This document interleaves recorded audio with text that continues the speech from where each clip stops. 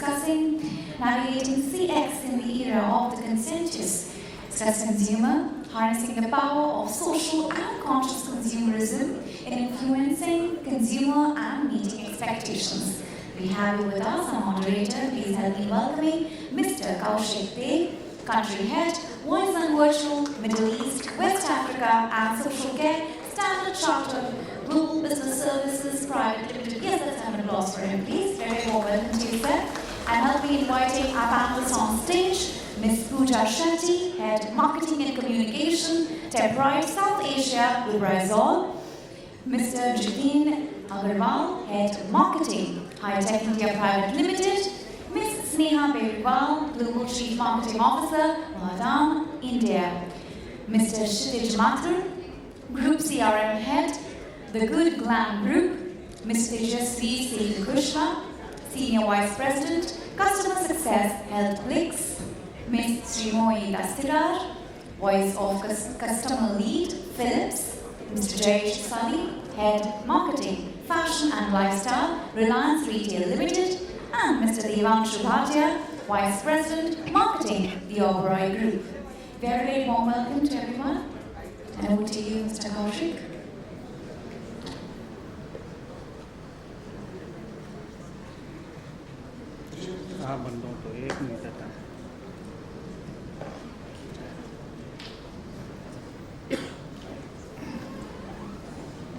Kaushik, sir, over to you.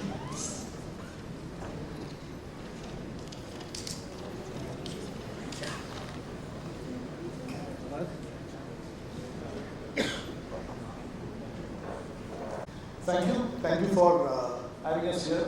And the way we are seated has nothing to do with our views on gender diversity and how it should probably be seated, as Devanshu picked up. So through the day we've heard a lot of discussion around technology, around data, use of technology, etc. to bring about great customer experience. Customer behavior changes rapidly and often in unexpected ways, and clearly organizations, brands, etc. have to adapt to that and build their strategies around it. So today this panel at least will discuss something which has been on the horizon for some time, but I think has come to the fore in the last few years a lot more, right? Which is conscious consumerism. Yeah. The popular definition being that consumers have started to take decisions which are buying decisions which are more thought through about what, how, why, and where they want to buy the products and services. But we'll delve a little deeper on that as we progress the next 40 odd minutes. We've got an extremely diverse group of people sitting here, right from hospitality to fashion to healthcare to consumables to chemicals to electronics to and from banking, right? So I'm hoping that it's going to have very interesting perspectives on what conscious consumerism is. We're going to start off with a very open-ended question, and Devanshu, I direct this to you in terms of what is conscious consumerism? What do we really, what is your understanding? How do you want to kind of position what conscious consumerism is? So, as the name suggests, in my opinion, anything, and when a customer knows what he wants, he progresses on his journey to buy. The customer is a conscious customer. However, in the context, as the journey of the customer progresses, how well does he feel that the products are relying back to sustainability, relying back to nature, is something what that customer today is. We were talking in the lounge also, I'll put the same example. In today's day and age, everybody knows that the plastic bottles which are kept in front of you is a bad thing for the environment. So at some point, it's a reality that we cannot live without the fact that, in spite of so many efforts, these plastic bottles, they exist. Now, what do we do?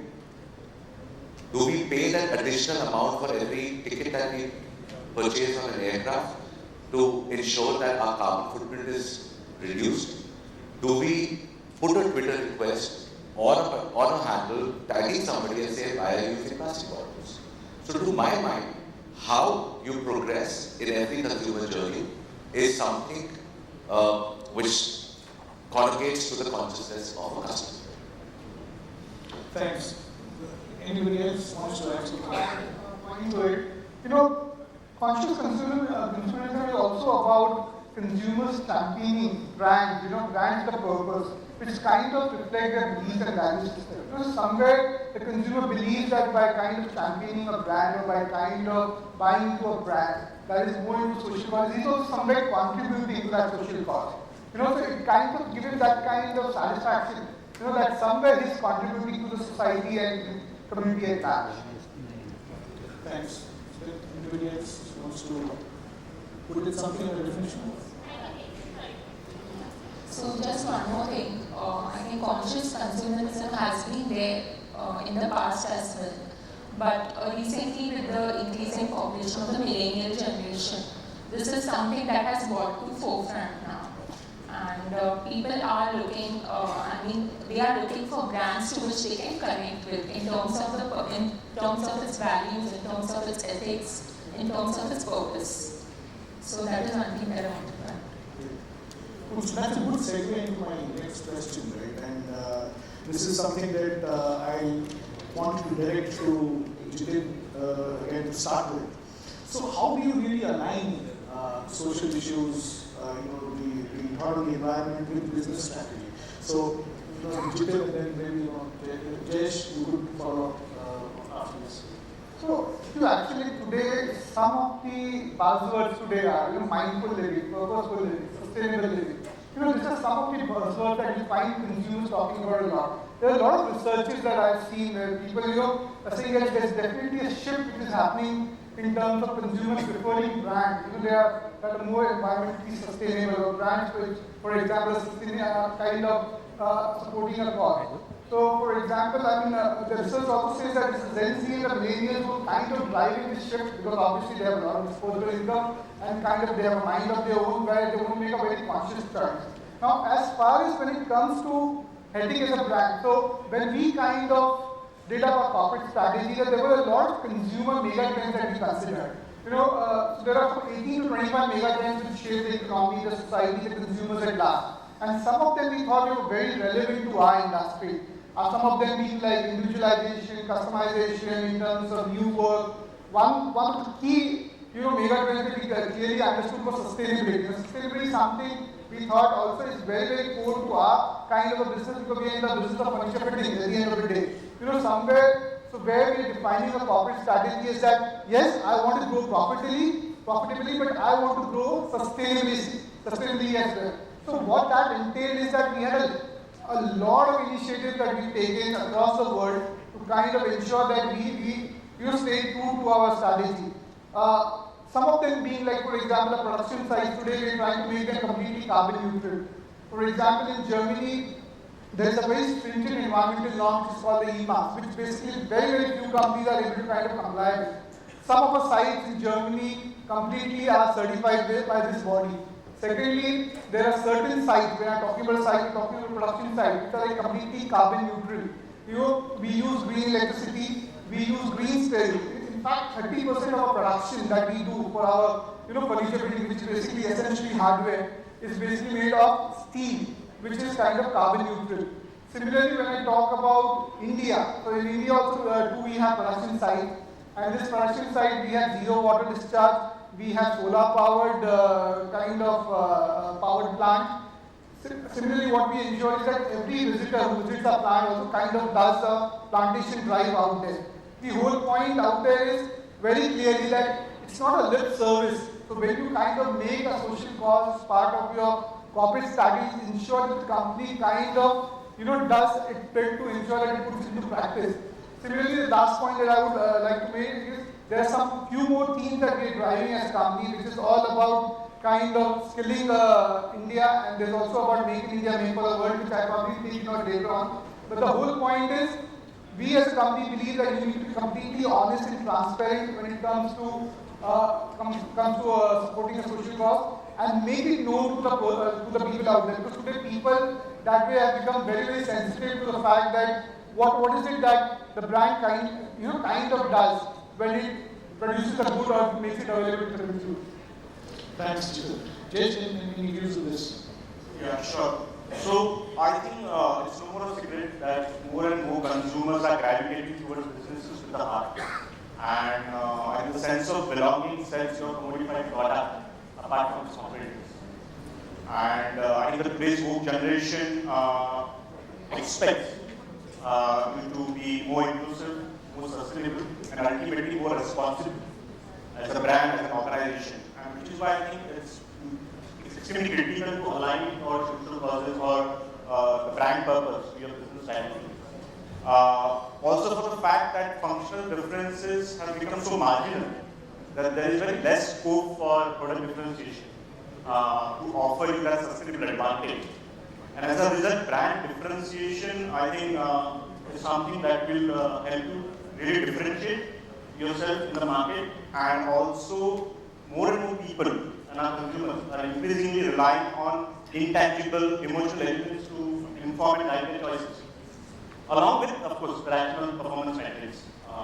So once when it was all about, brands are all about status, logo, exclusivity, I think in today's time there are active actors in social conversations, driven by renewed sense of purpose and responsibility.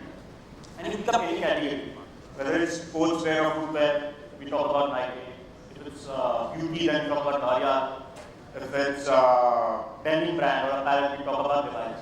So one thing which runs common across these brands are that they are known for adopting some strong social causes, leading by the purpose. So these are the brands who are actually walking the talk, and which is why it's no surprise that they are category leaders. Most of these brands are category leaders in their respective categories. And eventually, I think, so just by adopting a cause or pivoting or communication or your marketing campaigns to a purpose, it's not going to give you results overnight or just in the next quarter. Just because I've taken some cause, my next quarter is not going to be fantastic in terms of business results. But it's a marathon that you need to run and be at it. And I think eventually it will start reflecting on your P&L sheets. Thanks so much, Jayesh. And interesting, again, I'm quite lucky, I think, because the answers are segueing very to the next questions that I have. Yeah. So the next one, this is to Sreemoyee and Tejasvi on. So, how do you explore the right strategy for a brand, and how do you really go about connecting to the higher goals? So, thanks Kaushik for this question. I think what I'll share right now in this question is a structure that I have used personally while working with various brands, right, and a few brands that we built ourselves. I think what we need to think through is from a three-step perspective, right?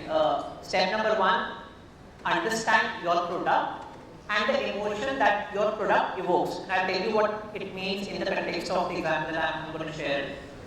Point number two, look at the value chain in terms of your product creation and understand what constraints and what maps to the larger purpose that can relate to the scale of the people or the customer segment that is going to use your product, right? And third piece essentially is about the customer segment itself. You might find some areas where there is an opportunity of associating a brand to a larger purpose, but might not resonate with the customer segment itself. If you get a perfect overlap, it's a winner, and you go ahead with it, because then it will also help you realize ROI from the investment that you're making in. And just to quickly summarize a couple of examples, right, from my personal professional workspace. So one clear example where I was working with one of the leading world denim brands was denim as a product, right? How is denim made? It requires a lot of water, and a lot of wastage of water happens in this process. Can we make a campaign out of it in which you say, hey, we'll create a sustainable denim with the right cotton mix, with less water reduction, recyclable nature? We created a big campaign out of it, and it was a massive success. No reduction in price, but just the packaging of the larger purpose behind usage of a product was able to self-sufficiency in terms of creation itself for the product to get sold, right? Another example in terms of when I said what emotion is the product evoking while it being used, right? There was this, again, a very successful campaign that was done on a BU campaign based on various body shapes, body types, BU, self-love. Nothing changed. Product is the same, pricing is the same, marketing is the same, packaging changes, creates an emotion which is associated by a lot of people, and it becomes a cult, right? I think a live example, right? If you, in fact, I was just observing, if you go into the restrooms here at Taj, right, you find touchless, waterless communication in restrooms that talks about water conservation, and it clearly calls out 44,000 calories being saved in a year. I think small examples, subtle examples, but when it all comes together, it provides a path-breaking opportunity for a brand to sustain for a long term. Thanks, Sreemoyee, your views. Is this working? Yeah. So I think what you're saying absolutely links to what I was planning to say. So Philips has had a long journey in evolving from what we know Philips as in childhood was radio, lights, bulbs, all of those, right? But we are now one of the leading health tech companies. But what Philips has done is that in our vision and mission, we have built it in that by saying that we will be touching 2.5 billion lives by 2030. But with a very small thing, say also below that within that we will try to at least touch 400 million people in the underserved community. So I think somebody said it in one of the previous panels that it doesn't matter, customer experience cannot be just something that you talk about. It has to be something that satisfies both the external customers, which is the ones that your products are built for, and your internal customers, your employees, right? So when you say something like that, as large as that in your vision and mission, that itself speaks a lot to your external customers. And then I think what Tejasvi was talking about is the smaller things, right? It would just stop at that because it's very difficult to measure, and I know how difficult it is because we report out every quarter on how many lives we are changing or touching and so on and so forth. So that 400 million is difficult to touch, but what can be immediately felt? Some small things like in the cafeteria, when you go in, there is a large placard that displays that yesterday's waste products were so much. And the day that we score an all-time low is marked in green. So small things like that makes you feel good about your brand, whether you're an employee, whether you're a customer. And that is where I think is the win-win factor about sustainability. Thank you so much. And from anecdotal to that particular piece, back in the times when the call to actions were click here to buy now, no more, I think what I'm really seeing is the trend where everybody says we are 100% sustainable, we are 8% sustainable. So you run a campaign, you just write we are sustainable and the click is done. So I'm not saying it's good or bad, but anecdotal is something that is the buzzword today. You know, if you want to say the game, it is a non-binary decision that has to be. So taking on from there, Devanshu, and I'll probably stick with you on this question. So sustainability strategy around that, how are you in your organization where your views on, how do you influence buying behavior on all of this? I mean, we are all attuned to things that we always need, we always want channels will be the same, right? We are very price conscious, etc. How do you influence buying behavior and merge with the sustainability strategy that you probably or organization are doing? So, first of all, I'll be the devil's advocate and try and address the monkey in the room as to why are we talking about sustainability? What is ESG all about? You know, of course, people would have done some millions of papers, but at a very marketeer's viewpoint, let's accept it. The reality is at a bigger level, there is a tax implication that every organization gets. So depending on your ESG practices, the tax liabilities get reduced depending on the various levels, various levers that you put on. Having said that, thus the mandate has been made from our finance legal team that as an organization to do it, of the market is done. Coming to that particular aspect that you say,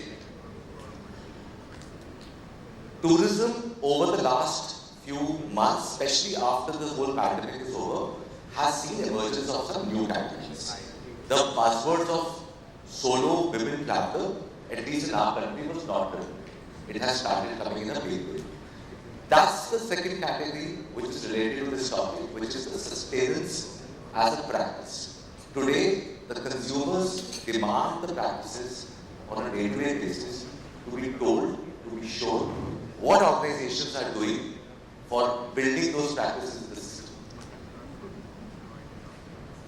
luckily for a marketer in this domain, life becomes relatively easy when there is an upcoming surge in demand where people want to participate, they want to consume, they want to live with your brand only if you are aggressively following those practices, and then you tell them that, hey, the kind of practices that we have, something like the water bottle example that I gave earlier, while there are plastic water bottles, you will see glass water bottles kept in the room. There would be girdles which should be made from recyclable plastic material, some synthetic material. The chocolates would be made from some cocoa beans which have been consumed, which have been bought under fair practices. So no harm has been done whether to humans or animals in that kind of practices. So to understand what those practices are, communicate them via your various channels of communication and convincing the customer that these practices are there is something from a strategic perspective that at a group level we follow.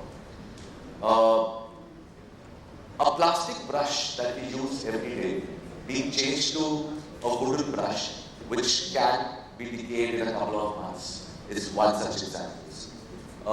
The room slippers which hotels provide when you've checked in had a plastic and a rubbery layer to it. Taking that off, which is now absolutely biodegradable. The wet amenities, which is the soaps and the shampoos, which are kept in plastic bottles, and changed into more sustainable material like an aluminum, is another such example. So we do those, we talk about those, and we try to hit at the right point, telling the person, these are the things, come, enjoy, and that guilt-free experience is something that a particular product. Thanks, Devanshu. And yes, you're right. I think a lot of things need to change, both in terms of internal processes, how you are reaching out to customers, etc. And at this point, I come to Sneha. And you build a brand which probably is consistent to these areas. Right? So as you rise to meet the demands of a more conscious consumer, how is the modeling of internal processes and external processes being rebuilt or recast so that it meets the sustainability strategy of the organization generally what it is about? Right. So, I'll actually build on what we were just talking about, right? See, one of the downsides of rising conscious consumerism is also greenwashing. Today, every brand, in fact not every, a lot of brands are trying to do something, call it a sustainability practice, and they're trying to get away with it, right? If you want to be a brand like us that truly wants to, or at least wants to make a conscious attempt and be true to it, the both internal external processes, they can't be rewired, they have to be reimagined, right? You can't say, first of all, sustainability cannot be a marketer's agenda. It can't say that, okay, I have two beautiful logos, some beautiful storytelling, and that's about it. No, it has to start from the guy who's buying products for us, right? It has to be from the factory, it then has to go to the factory manager. Everybody who's doing any sort of packaging development, procurement has to constantly think, how do I reduce plastic, right? I mean, they have to be obsessed with it. When somebody's selling that product, do they actually start by saying, hey, listen, we are a sustainable brand and that's the first reason why you should buy us. Of course, we have a great product, of course the pricing is good, etc., etc. But do they really talk about it proudly? Saying, hey, listen, this is my biggest USP, something that nobody can ever falter me on. So I think a lot of, like I said, it's not a rewiring of processes, it's a reimagination. And I think it starts with everybody buying into the need and the idea of you being a sustainable conscious brand. Because if the last guy in the value chain gets it, the guy who's going to a tea garden and buying tea for you, and the person who's sitting in fulfillment and dispatching the customer order, if both of them get it, then I think you have achieved the outcome of having internal processes which truly help you become a sustainable brand. And on the other side, when it comes to reaching out to customers and how are you looking at channelizing that? So you really have customers coming to you with this. Internally, we just understood. So if you Right. So I think our job has become slightly easier, and at least because for me, America is our biggest market. The consumer is already very aware. Honestly, in the North American market, being a sustainable brand is now table stakes. It's no longer a differentiator. And I think that's where the way we try to communicate is we remain very authentic about it, not try to greenwash. So sometimes actually I feel we underplay what we do because we don't want to overplay it even by a percent, because that's where you lose credibility and all the hard work can really sort of backfire. So we always try to remain slightly underreported, slightly on the safer side, slightly humble about it, but we make sure that there is consistency in it. So whether it's a customer service representative sending you an email, the way we package our products, our social media, our brand campaigns, etc., etc. We make sure no touch point ever doesn't talk about these initiatives. Cool, thanks. So while you did mention it's not a marketing thing, I probably move a little bit to marketing. Marketing is something that we need everywhere, but it's an opinion, of course. So and I'll come to Pooja with this. So so what marketing strategy works best for a conscious consumer asking you, and what kind of campaigns have you found working well? And finally, there's this entire talk about conscious marketing, right? So what's your thoughts around it? How do you use it? How have you used it? Sure. I think a very important question. While there are many brands who are talking about sustainability in their businesses, but how do we communicate to the consumers about it is absolutely essential, especially in the world of social media now, which has taken off after COVID. And there are a lot of people now on social media. First, they come to the digital platform to understand about the products, and they read through the various reviews, and they absolutely are aware of whether the claims made by the brand are true or not. So, so first of all, let me talk about our organization. So we are into specialty chemicals, and proud to mention this fact that everyone in this room and in this panel might have used one or the other product or solution enabled by Lubrizol technology. They might start their day and end their day by our products. And we enable a sustainable future for our brands which we work with. And the brand that I would like to talk now about or give an example for is Flowguard Plus, which is the global pioneer of CPVC solutions. So CPVC is used in the piping system at home. It's a very low involvement product, but it's very sustainable solution, completely sustainable, because the GI and the other things that you're using at home, they are not good for the health of your family because they corrode. There is a lot of bacteria and algae. Now this information the consumers are not aware of, but the people who install at your homes, that is your plumbers or the key influencers in this category, they are absolutely aware, that if CPVC is not used or the GI is there at your home, the health and safety of this family is impacted. So how do we make sure that the key influencers now educate and train the people at homes of whom they install the pipes? So our brand has started this loyalty program. So this program is not limited to the commercial aspect of it. It's not at all related to the business aspect of it. Our aim is to uplift the life of the plumbers and to create that emotional connect by providing them opportunities to learn and grow. So we have created some customized models where they can learn, because they don't have any such professional platforms where they can uplift their lives and network with the other plumbers, share their knowledge with the other people. So this is what we have done, and I think the most important pillar is to humanize your brand.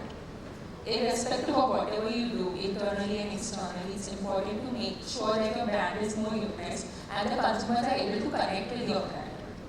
Like if you're speaking technology and if your consumer himself is not aware of what technology are you talking about, like sustainability in your products, but if your consumers are not able to even connect with it, then I don't think that it will make your job as a marketer is successful.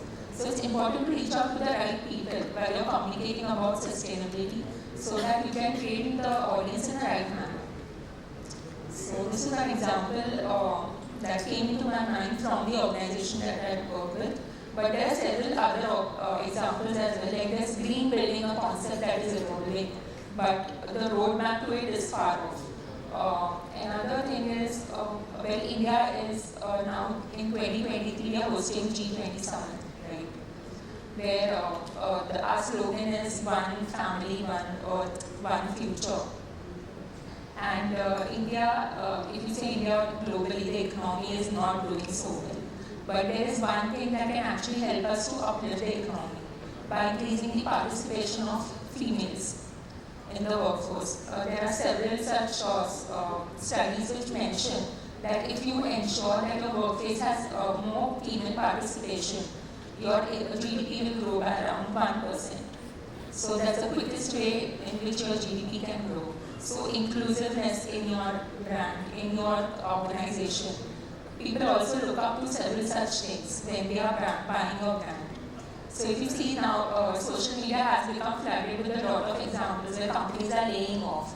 So that creates a negative impact. That is also about the conscious consumerism. It might not come exactly in that ESG frame, but it is also something that impacts your brand.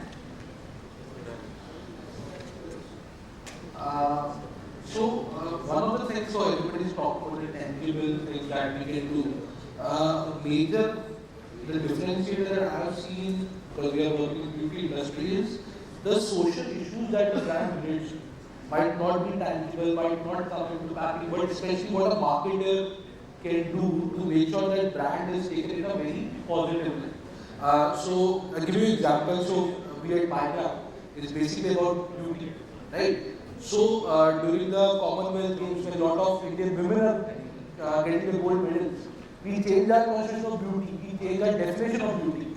Is gold can make any women beautiful.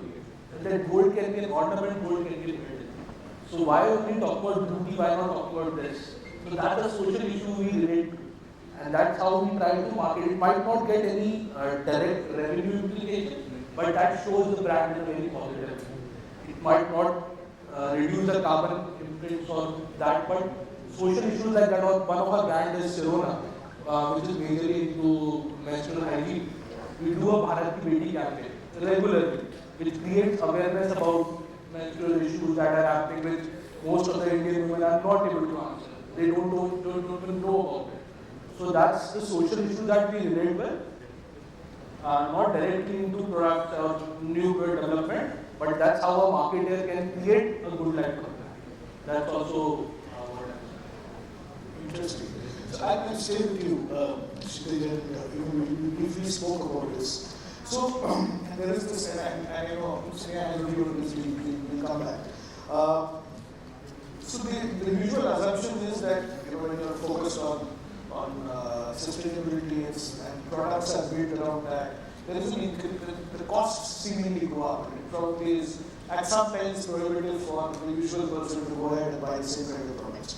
So how do you see this conscious consumerism impacting cost of products, pricing? Do you find that there are customers who would really be able to afford these brand and products once you see the costs escalating per se? How does it really? So in a one-word answer, no. It doesn't impact the price of the product per se. If you are attached to a cause or attached to a celebrity who promotes the cause, that is also part of it, right? Brand wants to be seen with the influencers or influencers promoting the brand who actually works for that. So does it impact the price? No. For us specifically, because price is based on 10, 20 different aspects of how you are getting the products, what is the market rate to pay for it, and what is the logistics for the n number of items, n number of things that you have to checklist before you decide the final price. But in one word, this is not a price determining thing for us. It majorly tells us the customer perspective, right? It is a demand determining price. It is demand determining what you can say a factor, but not a price determining factor for us. Majorly this is majorly a marketer's way of working. How do you want to sell only the output of the product, or do you want to sell a larger picture? So that is where it comes in. Price wise, no, it isn't. I'd like to add to that point quickly. And Devanshu also alluded to it something back. I think all the purpose of adding purpose into a brand's sales is done for 3 factors. One is tax implication, which already is being shared earlier. Second is smartly packaging the discounts that a brand would be providing anyway, linking it to a larger purpose, so it doesn't feel like a discount, but it feels like you are contributing to a bigger purpose, and hence doesn't dilute the equity of your brand in a longer term, right? Third, obviously, any investment that is made from a business perspective is done from a long-term view of driving additional revenue in terms of repeat percentage, stickiness, because you are adding one more layer of point into that sales journey, which will help drive ROI in a longer term. Obviously, such investments are made is not looked at in short term or mid term, but long term. But at the end, there is a business objective from a larger perspective, not on immediate price, but on longer term for sure. Thanks. View, which is in Philips we use this word called circular economy. It's about reuse, recycle, which we are also familiar about, right? So that is another way of course this, I don't know, I think she shared this point about that it may not add, but in my experience it does add to the cost to make your product sustainable, because there are, I mean, the way to make it sustainable is usually not the cheapest way. It is usually a little more expensive.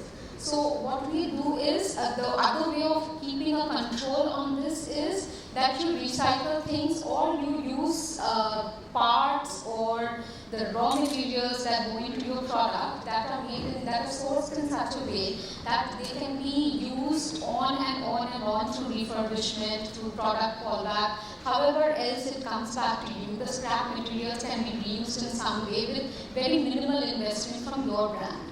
So that is another way, though it's still possibly costlier, but you at least have some sense of control over the pricing part of it. So we call it circular economy in Philips. I was reading somewhere on fashion, etc., the post-slow movement, a lot of things aligned to similar. When you buy less, but you because it was costly, you buy less, but at the same time you sustain for longer. So you had a view earlier when you were speaking. So actually my point of view on the cost versus pricing angle is very, very different. First of all, I don't think as business leaders we really, cost is not the first thing we think about, right? Ultimately what do you report? You report top line, you report bottom line, right? Cost happens to be one of the elements in your P&L.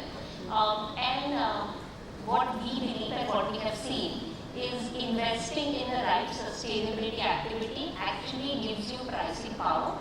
More than pricing power, it impacts your profitability, because the point that we missed is customer loyalty, right? If you, like I said, if you're not greenwashing and if you are truly true to the sustainable objectives that you're delivering as a brand, your loyalty, your repeats will be so high that even though it may not translate into immediate revenue, but your long-term profitability because of your loyalty, word of mouth, organic discovery of the brand is going to be very, very high. I mean, we've seen this happening. So I think the difference is about, if you stop thinking about it as a cost, start thinking about it as an investment. And I think this is where a marketer's job becomes very important. That am I communicating, if I'm spending 1 rupee extra, am I able to translate it into 10 rupees worth of value and tell my customer, hey, listen, it's not just this thing that I've done. Like, you know, it's like buying a pen. I mean, you buy a 10 rupee pen and you buy a 10 lakh rupee pen. What is it? At the end of the day, it's just a story that you're able to weave around it. So I think if you do it with the right flavor and you stop thinking about it as a cost and more as an investment, we have seen it benefit us in a very, very concrete way. Thank you. So I'm just trying to align the time as well. So this is probably my last question in this panel before we open it out to the folks out there. So Sreemoyee, position this with you, and then if anyone wants to come in. So we've spoken a lot on strategy, we've spoken a lot on marketing, we've spoken a lot, what things are being done in different organizations, etc. So what are the key challenges that you come across when you're trying to drive your sustainability agenda? So if you can have some thoughts on that. So what are those challenges that probably not prohibitive, but obviously make it difficult for you to move forward with it? I think everybody in this panel wants to say something about this because it's such an interesting question. And sustainability is such a multidimensional and dynamic thing that at least in my experience or in the different brand spaces that I have worked in, my experience has been that the most often faced challenge is how do you cut down the noise? There are so many things that you can do to make your product sustainable, to make sure you are doing enough CSR, to make sure your employees are engaged, your customers are engaging with what you are doing, because at the end of the day, we all just want to do meaningful work. So I think there are, and at the end of the day, finally, we were talking about this earlier, ESG, I think we all know, right? Environment, social, and governance. So these are the three areas that we find most of the companies working on. It's just that we each find in our own way, which part of the environment space we will minimize our carbon footprint or we will conserve water better. In terms of Philips, I just touched upon this by saying that we use the circular economy by making sure that we are sourcing sustainable raw products. So it's just each brand story, I believe, and I think the most important thing for me has always been to figure out where you want to play to make sure it connects to your brand's value. So just cut down the noise and get to it.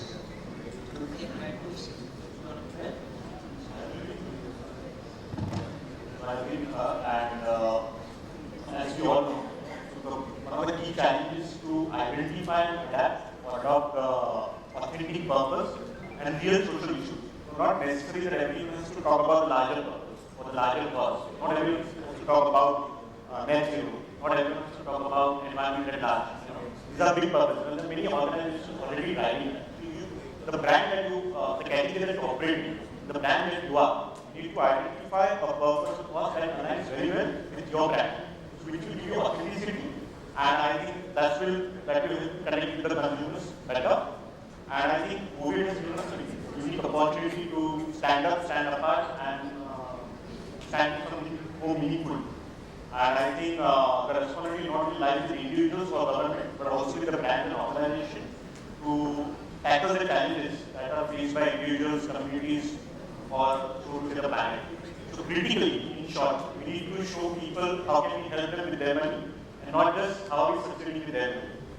So I think just try to make things better and not just make better. One of the challenges, I just feel there are certain products, for example, hydropower, solar power. This is taking the clue from what you were saying in terms of marketer's job, because we are always questioned on ROI. ₹1 खर्च करोगे तो ₹100 लेकर आओगे कि नहीं लेकर आओगे. One of the existing products, like I said, solar, hydro, they have seen a sustainability, they have seen an ROI. People today know you spend X amount of money, 2 saal, 3 saal, 4 saal, this is your return on investment, and then you start making profit. Certain questions are still unanswered. The use of, like I mentioned earlier, the plastic bottles to a glass bottle, how much profitability will it be? Because immediately there is a cost. Plastic straws replaced by paper straws, how much benefit will that be, at least to the bottom line or the top lines? We don't have answers to that. So yes, I think the struggle is real. At some level, I think, to Kshitij's point, even I was quiet, but I think the cost of sustainability is at least a 2x to a 5x factor, depending on product to product, at least in our industries. But I think that's something from a challenge perspective, to my mind. You had some. I think quick 2 cents. I think execution in terms of walking the talk. The team has to believe before they want the world to believe. I think most of strategies fall apart during execution is what I've seen across, and I think everyone in this panel will believe. So if you want others to believe, your team should believe and then go ahead and do it with whatever is defined as from implement, and then look at it, obviously, track it, and I think that should create some value for sure in mid to long term. That it's not just the internal team. One of the real struggles that we face on a day-to-day basis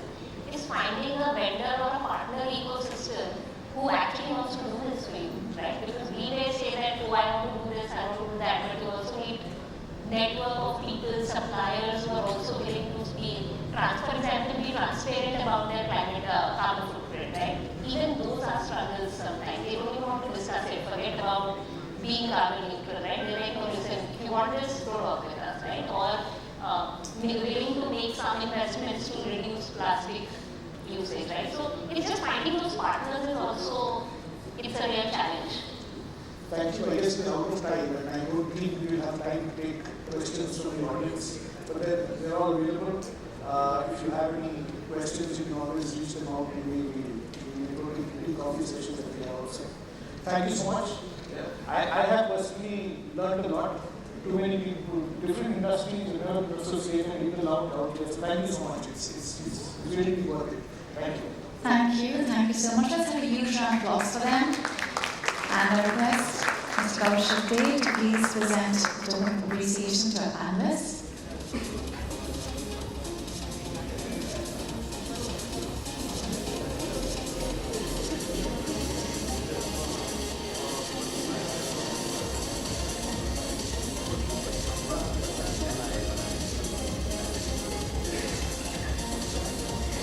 Also at the same time, I can tell you we'll be breaking for a quick coffee break.